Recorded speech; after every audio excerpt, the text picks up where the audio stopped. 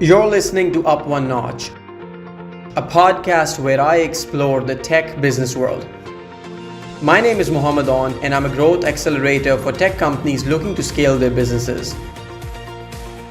I'm sitting down with software industry leaders, startup founders, and tech experts. Tune in to hear about the latest and greatest from the tech world. Hi, Noel. How are you doing today? Wonderful. Thank you so much. Thanks for having me.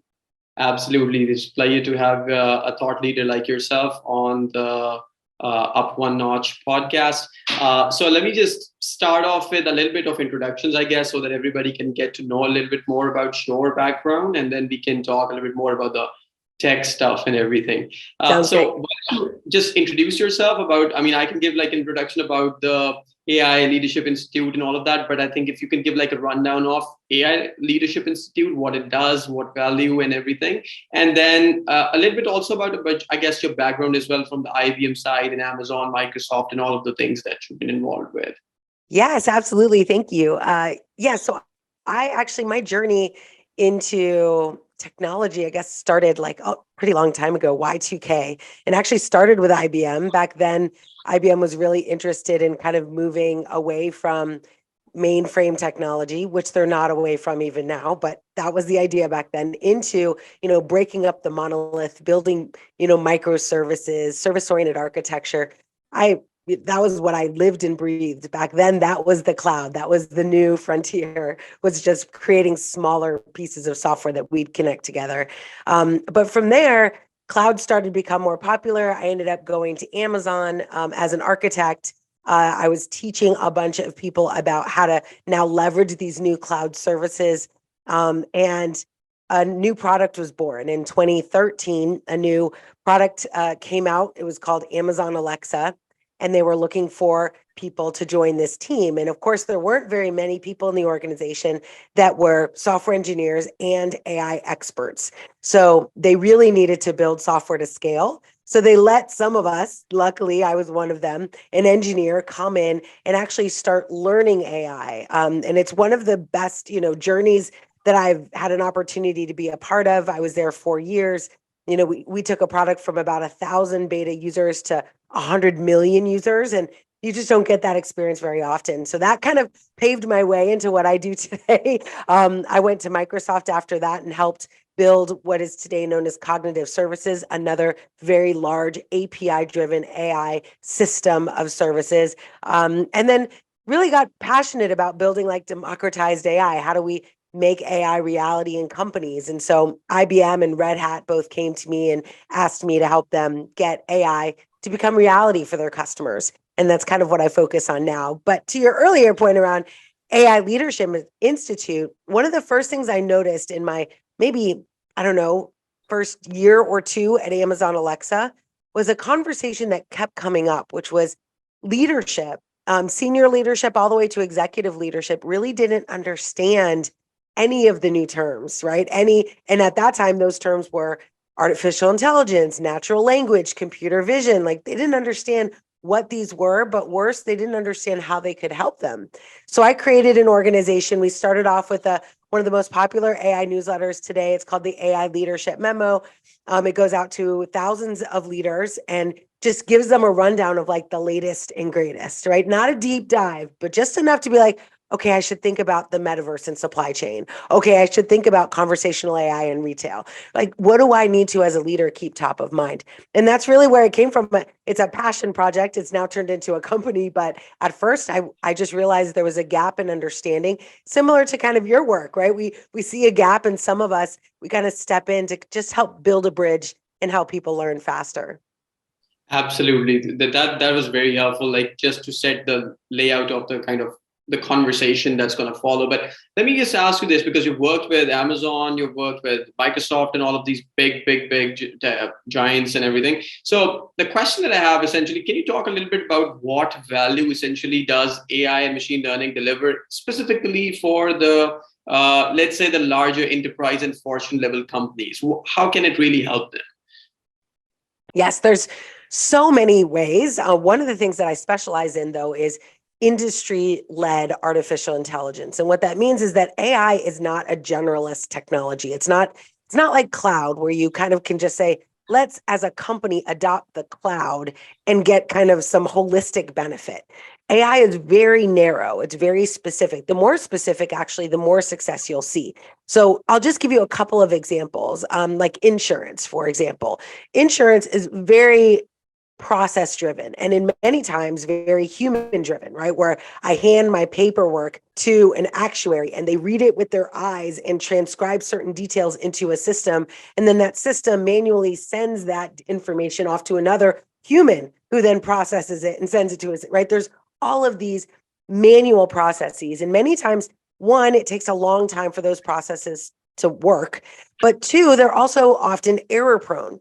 And so one of the goals of artificial intelligence was, is there any way in that process we could look at the human and say, is there part of this you don't want to do that is not enjoyable, that doesn't really require your human cognitive capability to do the job? Like, we need your cognitive capability in the discernment, right? Who gets credit and who doesn't, who gets approved and who doesn't. But do I really need you to transcribe information on a piece of paper into the system? And most humans don't want to do that work. There are some that like it, but most of them are like, no, I really want to get to the use cases. I want to help customers get, those special cases approved, or I want to help a customer get their benefits faster, right? None of that Right. happens when we're doing this like mundane work. So insurance is a really good example. Insurance, banking, finance, right? Because they're old systems, but we can augment those older processes with a little bit of AI and help them do a lot more for a lot more people. Absolutely. So I'm going to ask a really cliche and a basic question that people kind of keep going back Of to. course. But let me just set the preface for that. So you've spoken about basically, I guess, whatever repetitive tasks in an organization or in any industry there are, I guess we can automate it through robotics process automation and involving Yes. AI and machine learning to do that. But and obviously it brings about more efficiency, more productivity, more value for the organization. But there's always like a standing argument. People keep on going back to that, like especially the people that are not very technical. Is AI ever going to replace human beings? Let's break that question now. Of And course, talk might as well about. knock it out. Yes, it's a common fear. And oftentimes the way I look at it is it's not very different from what we saw in the automotive industry just 20 years ago, right? Humans are not necessarily out of the automotive game. They're just doing different work. And that work is actually very rewarding, right? Instead of being the robotic process automation, right? Instead of being the human on the line, like nailing bolts and using machines, like now we're the humans programming robots to do that work for us. But and again, at that time, there was a huge amount of controversy around what it was going to do to the automotive industry to have all these humans put out of work. But they didn't really see a huge downturn, not from that anyway. They saw it in recession in other ways, but from the actual job workforce, they just had to be repurposed. But the best Absolutely. automotive organizations were those that had a leadership that reinvested in their teams, right? Reinvested in the skills, took the time to educate their workers. That's what I'm more worried about, right? I'm more worried about having a leadership that's not willing to reinvest in their own staff and instead will go and hire people to do the work, right? Like every company I go to has people who can do the work that I need them to do. Data engineering, data acquisition, right? Data cleansing, merging, all these tasks are not difficult to teach. But if you have a leadership in your organization that's not willing to do the teaching, then all of a sudden, yes, you are in danger, but not by the AI, by a old mindset of thinking that's leading the company to hire instead of educate and transform. Absolutely. I think so. Basically, what we need to really understand is essentially the nature of work is going to differ. It's Yes. definitely not going to be the same work that people do right now. It's going to change. That's Probably right. people are becoming more involved with like what the strategic level thinking, talking a little bit about more people management and all of those type Yes. of things. But the repetitive tasks have to go. I think they definitely have to go. It's already enough. We have to leverage AI and these technologies to essentially get that done. That's right. And that's always been true, right? That's the industrial age. We've gone through several industrial revolutions over the last 40 years. And every time there's a type of work that goes away, that dies. But there's a new type of work that is born. And it's kind of like in the United States, for example, many times in these revolutions, people get excited about that new opportunity, right? It becomes the land of opportunity. You get to do a new thing, start a new business, create new services. But sometimes you also have that mindset of like, but I don't want to change. And that is really more of the concern than the technology itself. We call it socio-technology, right? Like it's more the social aspect of what happens when you're implementing this innovation than the innovation itself. Well, I think it's part of it. So apart from just the technology element of it, it's basic human survival basically Yes. revolves on adaptation, right? So you have to adapt or die, adapt, change. Yes. The only constant is basically change. So we have to That's keep right. it right. So I think that's part of the human evolution process as well, but very nicely explained. So Noel, let me jump for a second from, let's say, the AI machine learning side and talk a little bit more about some of the other really big buzzwords that we keep on hearing. What is Web 3.0? Yes, Web3. It's one of my favorites actually, because I was part of the Web 2, which is so interesting, for us to be in an industry and in a time in history where we're going through such massive evolution in technology. Who would have thought? My dad, for example, he was raised reading books about machines you could talk to. And in his lifetime, that became a reality, right? And he's still got a ton of time, like 20, 30 years left to live. Who knows where we'll be? But there's such a huge range of capability. And Web3 is an interesting transition, right?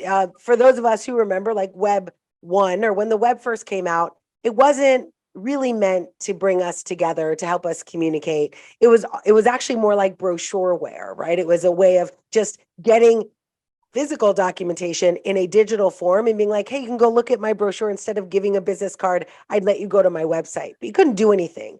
And then in Y2K, right, we moved into this world of transactional web, like being able to do banking and have processes and create single sign-on and have massive authentication and authorization policies that are shared across many organizations.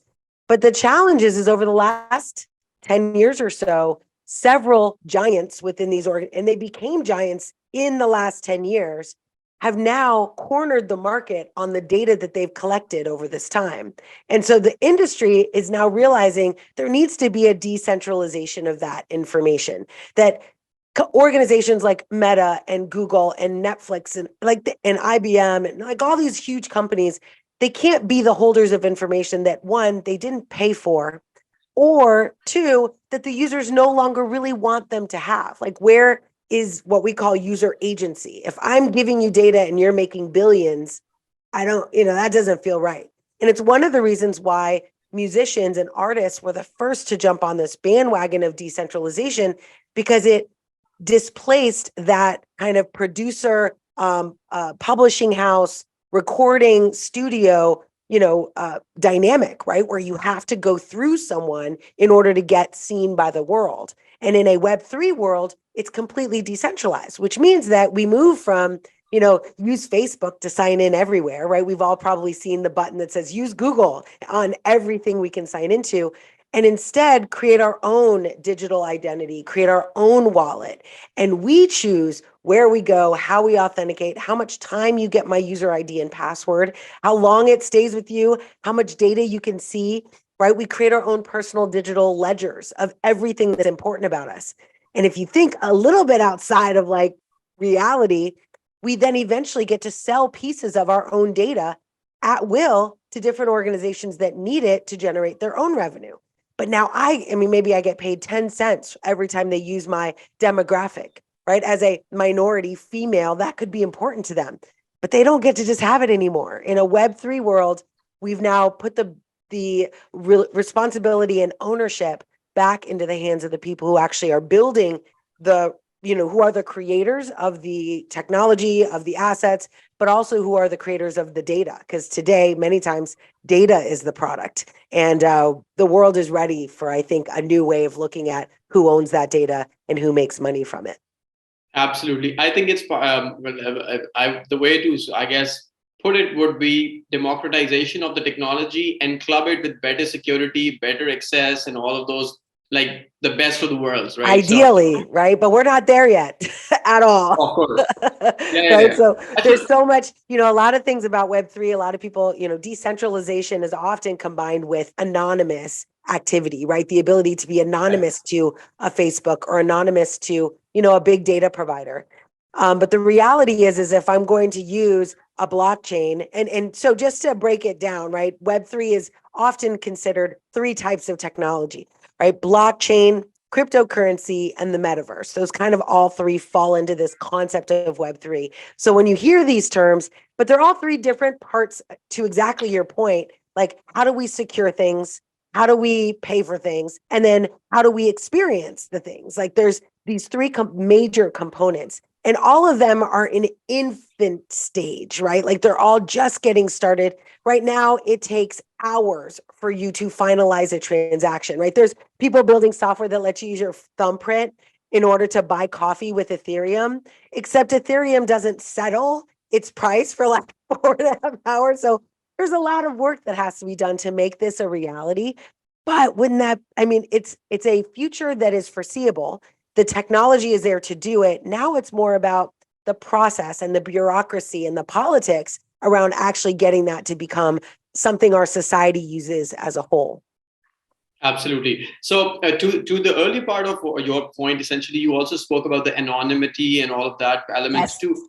A lot of people are still associating with like all of these elements. Of course, every specific technology has its good sides, and I guess it can be misused as well. Can you also talk a little bit about the dark web and all of these things? And people tend to kind of associate blockchain, crypto payments, especially kind of maintaining anonymous their identity and then kind of making payments, for example, something entirely illegal. So can you talk a little bit more about whether does it have like more pros or does it have like cons, or is it still like a double-edged sword which can be misused in any specific purpose? Yes, I do think that it is like anything, right? Anything we build, there will always be bad actors trying to use whatever it is in a way that is not the way it intended and that will ultimately hurt people. Unfortunately, that is part of our society. It's part of our human condition. However, just like with cybersecurity, right? We have just as many, if not more, people interested in protecting the security of people and their data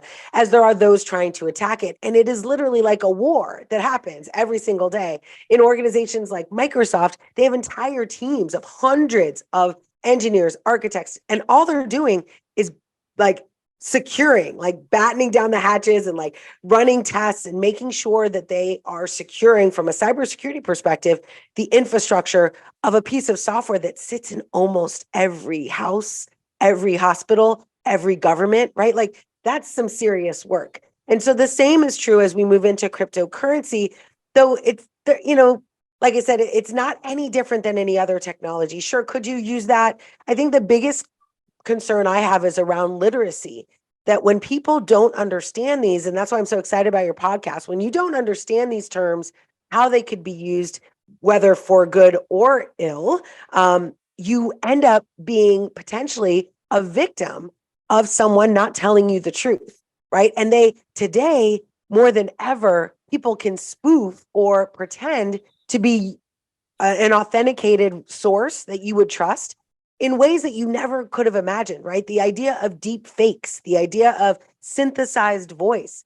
I just was reading an article on a cybersecurity attack where an individual was getting a call from their boss asking them to deliver information over the phone, which wasn't normal, but they're like, okay. And then their boss walks in the door while they're on the phone with the synthetic voice that's asking them for information. They're like, what? And what if that didn't happen, right? But now we can't even trust that our mom is calling us and asking us for a password that they can't remember, which is a totally typical thing that could happen. But now it might not be our mom, right? Now it might be someone who has synthesized this. And because all of us are recording our videos and audio on Instagram, people have a wealth of information about us, a fingerprint, if you will, that's used for authentication that makes it really dangerous. So there's a lot of, I think the biggest challenge is less, there's always bad people trying to do bad things. But I think it's worse if we're not literate enough in the technology to know when those bad things are happening, right? We all now know about the prince from a country trying to get money from us in an email. Like we know that, well, at least most of us know that that's not right. Like when somebody's like, hey, I'm in jail in Ethiopia, please send me $5,000. Or, I'm a prince and, whatever it is. We know those spam attacks because we're now aware of them. And we have to do the same thing about articulating and educating people about what the good and awkward or more difficult use cases are with this technology, because without that literacy, it creates an opportunity for people to become victims. Absolutely. I think that's very well explained. I think there's two parts to it. One side, it falls on the, I guess, like, for example, motivational and industry leaders like yourself, for example, educating people. So there's one part is basically getting educated around the use of these technologies for better adoption.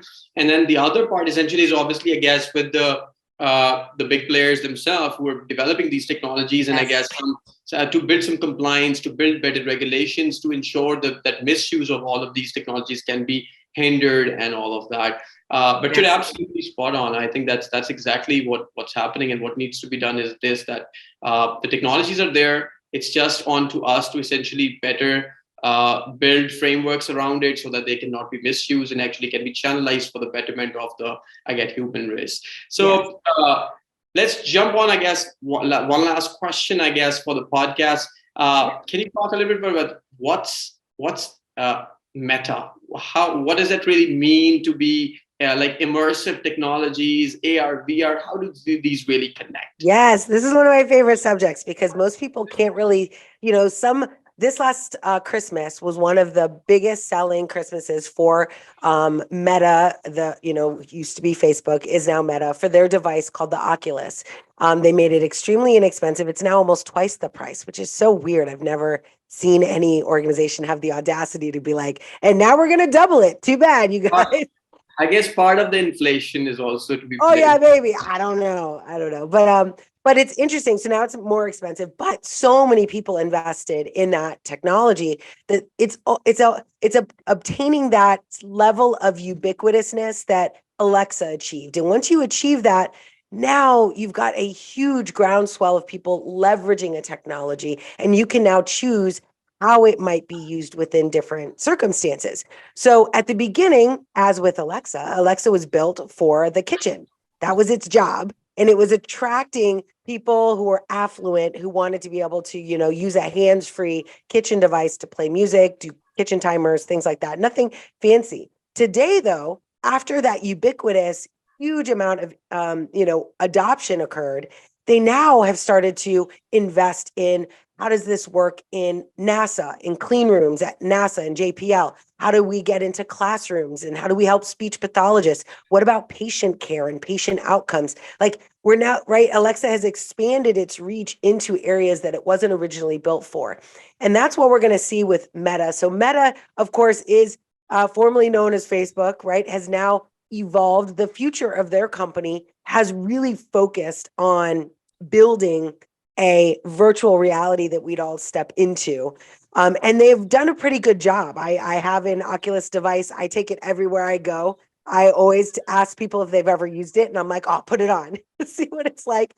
But here's the future, right? The future of like the metaverse. And I do see some competitors, not even competitors, even frenemies of Meta, trying to rename it to like an omniverse, right? Or a virtual world. And so it's important to realize like Meta did a smart thing as a company, naming themselves what we were already calling the industry, right? The whole industry of virtual reality, we were calling the metaverse, and they called themselves Meta. And now when we kind of talk about them interchangeably, but that's not true, right? There's a lot of organizations. Magic Leap, right here in South Florida, just released a new edition. They're going to have some incredible hardware that we'll be able to use that's not fully immersive. But with this concept of the metaverse, the idea is it's beyond the physical, right? So what that means is that it's not just, me picking up my phone or touching my microphone, right? It's my ability to put on a headset and have my world augmented with a virtual lens. Now, augmented reality is kind of cool. We all know it. It's the filters we use on Instagram or the filters we use on Snapchat, or my ability to project my Bitmoji onto a table and see it dance, right? All of that technology is now available. And it's mostly for entertainment, which is how a lot of good technology gets started. But the future is a lot more practical. So I'm in the process actually right now of writing a book on enterprise Web3, which includes this metaverse concept. So I'll give you one example that I'm working on. As a matter of fact, next week I'm speaking to a whole bunch of supply chain executives. And what I'm teaching them about is the value of the metaverse in the supply chain. So let me just when I was doing this work, my mind was just blown at what we could accomplish. Imagine if you could, one of the limitations we have, especially today, even with AI, is that we don't have all the data in the right place at the right time in the right format. But in virtual reality, we get to simulate everything, synthesize everything. It's called a digital twin. I get to create a digital twin of my entire supply chain. Then I get to walk in with all of my friends, people on my team, and we all get to propose different hypotheses that will change the supply chain. What if there's a hurricane, right? What if there is a shortage of something? What if these trucks go, disappear or get hijacked or whatever, right? We can create all of these crazy scenarios, but here's the trick. We can synthesize the data to make it a realistic end-to-end simulation, and I can visualize what happens. And in that cognitive visualization, I actually get better ideas just for the way the human brain works, right? I'm able to now see opportunity to build products that I never would have built before without seeing how it would play out. So it gives me this future pacing capability that's really kind of magical. But on top of that, let's just take it from a human preservation perspective. If I'm in a supply chain or manufacturing, there's a big aspect of that world that hurts employees, right? Where they do things that are dangerous, they're on a pole or they're moving things in a warehouse. They may not follow a checklist to a T, or even if they do, just because they've never done it before, an accident can happen. They can get hurt. Sometimes they can be hurt for life. Sometimes they can be even killed. But what happens if I can create an environment where they can do cognitive rehearsal? It's almost like meditating, right? I put you in an environment where you can visualize successfully completing those tasks. Well, do you know that there's tons of behavioral science research that shows the benefit to an employee or to an individual, even someone in sports, of just mentally rehearsing something and then showing up on the job and doing that much better because they mentally rehearsed it ahead of time. But now it's not just mental rehearsal. I don't have to imagine it. I literally put on a headset and I physically see the room that I'm in, and I'm stacking and racking, right, and moving hardware. And I get a chance to really practice it.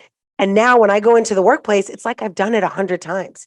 It's why airplane pilots do simulation, right? It creates a level of perfectionism that's really not attainable any other way. So I see it completely changing, our industry. Absolutely. I was just about, but you said it yourself. I was just about to give the example of pilots and simulators and the Yes. role it plays. Essentially, obviously, otherwise it would cost human lives to essentially give Yes. pilots to Like, practice. oh, whoops. Yeah. So, well, thank you so much, Noel, for taking the time for this podcast. It was very Absolutely. helpful understanding the basics. Just started off some very basic terms. At the same time, very important terms that are going to be part of our daily lives. Thank you so much for taking the time for this episode. Absolutely. It was my pleasure. And I'm excited. I'm excited to see what happens with this podcast, and very, very grateful that you had me here today. Thank you. Thank you so much.